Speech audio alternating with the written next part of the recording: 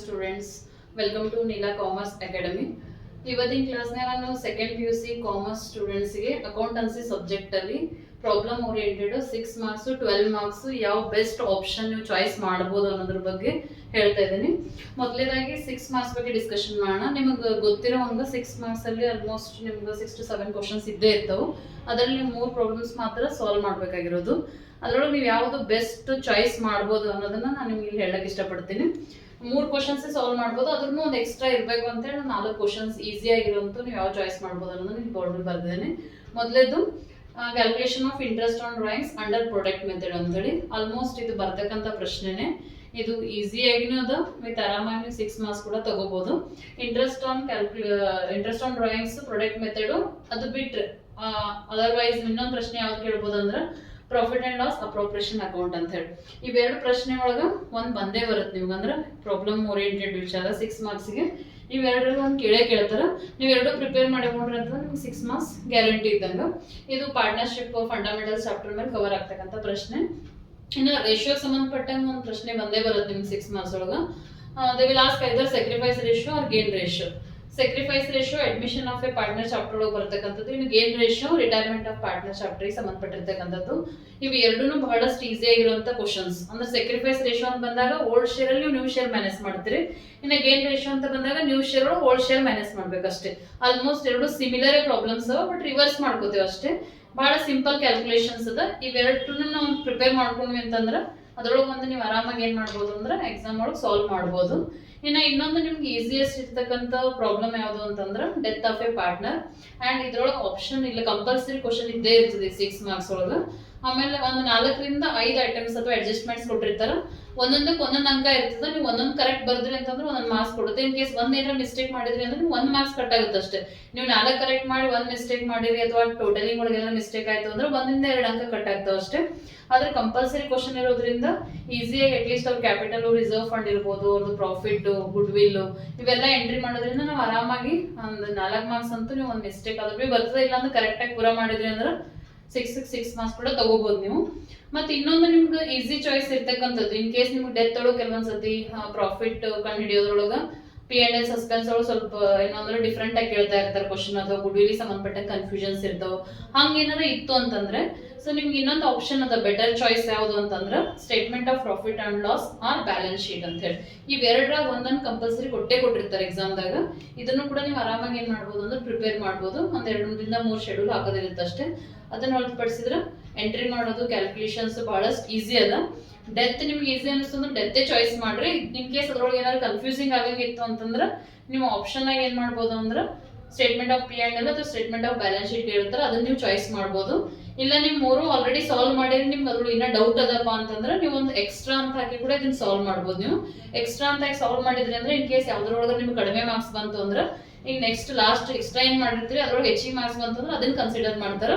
So better finally ನಿಮ್ಗೆ ಏನು ಅಂದ್ರೆ ಇಲ್ಲಿ 18 ಮಾರ್ಕ್ಸ್ ತಗೊಳಕ್ ಏನಾಗುತ್ತೆ ಅಂದ್ರೆ ಈಸಿಯಾಗಿ ನೀವು ಇವು 4ರೊಳಗೆ 4 ಪ್ರಿಪೇರ್ ಮಾಡ್ಕೊಂಡ್ರಿ ಅಂದ್ರೆ 18 ಮಾರ್ಕ್ಸ್ ಕಂಪಲ್ಸರಿ ನೀವು ಬಂದೇ ಬರುತ್ತೆ. ಅದ್ರೊಳಗೆ ಯಾವುದೇ ರೀತಿ ಡೌಟ್ಸ್ ಇಲ್ಲ. ಇನ್ನು come to the 12 marks. 12 marks ಇಂದು ನಿಮಗೆ ಗೊತ್ತಿರೋಂಗೆ ಇದ್ರೊಳಗೆ 6 ಕ್ವಶನ್ಸ್ ಕೊಟ್ಟಿರ್ತಾರ. ನೀವು ಅದ್ರೊಳಗೆ ಸಾಲ್ವ್ ಮಾಡ್ಬೇಕಾಗಿರೋದು ಓನ್ಲಿ 3 ಕ್ವಶನ್ಸ್. ಇದ್ರೊಳಗೆ ಕೂಡ ನಿಮ್ಗೆ ಬಹಳಷ್ಟು ಆಪ್ಷನ್ಸ್ ಕೊಟ್ಟಾರ, ಅಂದ್ರೆ ಅರ್ಧಕ್ಕರ್ಧ ಕ್ವಶನ್ಸ್ ಅನ್ನ ನೀವು ಸಾಲ್ವ್ ಮಾಡ್ಬೇಕಷ್ಟೇ. ಮೇನ್ ಆಗಿ ನಾನು ಇಲ್ಲಿ ನಿಮ್ಗೆ 4 ಈಸಿ ಯಾವ ಕ್ವಶನ್ಸ್ ಅನ್ನು ನೀವು ಚಾಯ್ಸ್ ಮಾಡಬಹುದು ಅನ್ನೋದನ್ನ ಇಲ್ಲಿ ಹೇಳ್ತಾ ಇದ್ದೀನಿ. ಮೊದಲೇದಾಗಿ admission or retirement of a partner, ಅಂದ್ರೆ ಅಡ್ಮಿಷನ್ ಆಫ್ ಎ ಪಾರ್ಟ್ನರ್ಶಿಪ್ ಅಥವಾ ರಿಟೈರ್ಮೆಂಟ್ ಆಫ್ ಎ ಪಾರ್ಟ್ನರ್ಶಿಪ್ ಮೇಲೆ ಇವೆರಡು ಚಾಪ್ಟರ್ ಅಲ್ಲಿ ಯಾವ್ದಾದ್ರು ಒಂದು ಚಾಪ್ಟರ್ ಮೇಲೆ 12 ಮಾರ್ಕ್ಸ್ ಕ್ವಶನ್ ಬಂದೇ ಬರುತ್ತೆ. ನಿಮ್ಗಿದು ಪೂರಾ ಪರ್ಫೆಕ್ಟ್ ಇತ್ತು ಅಂದ್ರೆ ಮಾತ್ರ ನೀವು ಇದನ್ನ ಏನ್ ಮಾಡ್ಬೇಕಂದ್ರೆ ಸಾಲ್ವ್ ಮಾಡ್ಬೇಕು. ಪರ್ಫೆಕ್ಟ್ ಇಲ್ಲ ಅಂತಂದ್ರೆ ನೀವು ಇದ್ರೊಳಗೆ 4ರೊಳಗೆ ಯಾವ್ದು ಪರ್ಫೆಕ್ಟ್ ಇರುತ್ತೋ ಅವನ್ನೇ ಮೊದಲು ನೀವು 3 ಸಾಲ್ವ್ ಮಾಡ್ಬೇಕು. ಆನಂತರ ಬೇಕಾದ್ರೆ ನೀವು ಲಾಸ್ಟಿಗೆ ಎಕ್ಸ್ಟ್ರಾ ಅಂತ ಹಾಕಿ ಅಡ್ಮಿಷನ್ ಅಥವಾ ರಿಟೈರ್ಮೆಂಟ್ ಮಾಡ್ಬೋದು. ಪರ್ಫೆಕ್ಟ್ ಇದ್ರೆ ನೀವು ಅದನ್ನೇ ಚಾಯ್ಸ್ ಮಾಡ್ಕೊರಿ, ಐದರ್ ಅಡ್ಮಿಷನ್ ಅಥವಾ ರಿಟೈರ್ಮೆಂಟ್ ಇವೆರಡರಲ್ಲಿ ಒಂದು ಪ್ರಶ್ನೆ ಬಂದೇ ಬರುತ್ತೆ. ಇನ್ನು ಕಂಪಲ್ಸರಿ ಕ್ವಶನ್ ಬರ್ತಕ್ಕಂಥದ್ದು ಡಿಸಲ್ಯೂಷನ್ ಆಫ್ ಪಾರ್ಟ್ನರ್ಶಿಪ್ ಮೇಲೆ. ಇದ್ರೊಳಗೆ ಏನ್ ಜಾಸ್ತಿ ವರ್ಕಿಂಗ್ ನೋಟ್ಸ್ ಅವೆಲ್ಲ ಏನೂ ಇರಲ್ಲ. Just realisation account, partners capital account, bank account ಹಾಕೋದಿರುತ್ತೆ. ಇವಿಷ್ಟೇನು ಅಂತಂದ್ರೆ ನೀವು ಹಾಕಿದ್ರಿ ಅಂತಂದ್ರೆ ನೀವು ಆರಾಮಾಗಿ ಏನಂದ್ರೆ 12 ಮಾರ್ಕ್ಸ್ ತಗೋಬಹುದು. ಇದು ಕೂಡ best choice with compulsory question. ಅದಕ್ಕೆ ನೀವು ಇದನ್ನ ಪ್ರಿಫರ್ ಮಾಡೋದು ಬಹಳ ಬೆಸ್ಟ್ ಅಂತ ನಂದು ಒಪಿನಿಯನ್ ಪರ್ಸನಲ್. ಇನ್ನ ನೆಕ್ಸ್ಟ್ ಇನ್ನೊಂದು ಈಸಿಯೆಸ್ಟ್ ಚಾಯ್ಸ್ ಯಾವುದು ಅಂತಂದ್ರೆ ಜಾಯಿಂಟ್ ಸ್ಟಾಕ್ ಕಂಪನಿ ಮೇಲೆ ಇಶ್ಯೂ ಆಫ್ ಶೇರ್ಸ್ ಮೇಲೆ ಜರ್ನಲ್ ಎಂಟ್ರಿ ಪಾಸ್ ಮಾಡೋದು ಬರುತ್ತೆ. ಪ್ರೀಮಿಯಂ ಮೇಲೆ ಕ್ವಶನ್ ಇರ್ತದ. 9 ಜರ್ನಲ್ ಎಂಟ್ರಿ ಪಾಸ್ ಮಾಡಿದ್ರೆ you will get 12 marks. 9 journal entry pass ಮಾಡಿದ್ರೆ ಅಂದ್ರೆ ನಿಮಗೆ 12 ಅಂಕ ಸಿಗ್ತಾವು. ಇವತ್ತು 4-5 ಲೆಕ್ಕ ನೀವು ಪ್ರಾಕ್ಟೀಸ್ ಮಾಡಿದ್ರಿ ಅಂದ್ರೆ ಆರಾಮಾಗಿ ಇದನ್ನ ಸಾಲ್ವ್ ಮಾಡ್ಬೋದು ನೀವು, ಇನ್ನೂ ಪ್ರಾಬ್ಲಮ್ ಇಲ್ಲ. ಹಿಂಗಾಗಿ ಇದು ಒಂದು ಬೆಸ್ಟ್ ಚಾಯ್ಸ್ ಅಂತ ನಾ ಹೇಳಕ್ ಇಷ್ಟಪಡ್ತೀನಿ. ಇನ್ನ ಒಂದು ಭಾಳ ಈಸಿಯೆಸ್ಟ್ ಪ್ರಾಬ್ಲಮ್ ಯಾವುದು ಅಂತಂದ್ರೆ 12 ಮಾರ್ಕ್ಸ್ನಾಗ ಕಂಪೇರಿಟಿವ್ ಬ್ಯಾಲೆನ್ಸ್ ಶೀಟ್ ಅಥವಾ ಕಾಮನ್ ಸೈಜ್ ಬ್ಯಾಲೆನ್ಸ್ ಶೀಟ್ ಅಂತ ಹೇಳಿ.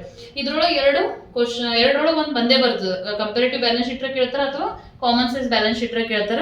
ಎರಡೂ ಬಹಳಷ್ಟು ಈಸಿ ಅವ. ಜಸ್ಟ್ ಹೆಡ್ಸ್ ನೆನ್ಪಿಟ್ಕೊಂಡ್ರೆ ಸಾಕು. ನೀವು ಬ್ಯಾಲೆನ್ಸ್ ಶೀಟ್ ಒಳಗೆ ನಿಮ್ಗೆ ಗೊತ್ತಿರೋಂಗೆ 5 ಹೆಡ್ಸ್ ಬರ್ತಾವೆ. Liability side 3 head, asset side 2 head.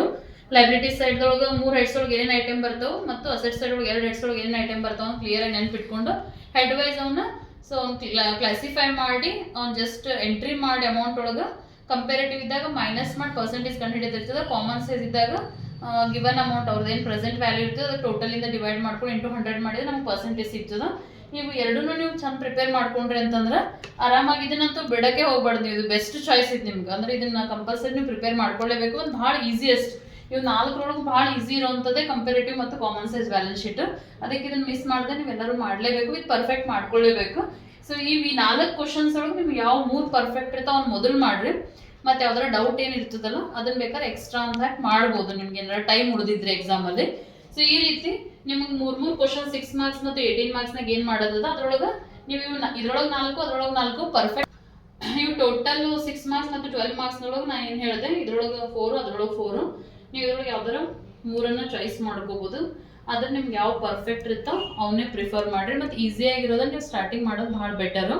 ಮತ್ತು ಇನ್ ಕೇಸ್ ಯಾವುದೋ ಒಂದು ಟ್ಯಾಲಿ ಆಗಲಿಲ್ಲ ಅಂಥೇಳಿ ನೀವು ಟೆನ್ಷನ್ ಮಾಡ್ಕೊಳ್ಳೋ ಅವಶ್ಯಕತೆ ಇಲ್ಲ. ಎಕ್ಸಾಮ್ ಹಾಲಲ್ಲಿ ಅದನ್ನೇ ಹಿಡ್ಕೊಂಡು ಕೊಡೋ ಅವಶ್ಯಕತೆ ಇಲ್ಲ. ಯಾಕಂದ್ರೆ ಮತ್ತೆ ನೆಕ್ಸ್ಟ್ ಕ್ವಶನ್ ನಿಮ್ಗೆ ಟೈಮ್ ಇರಲ್ಲ.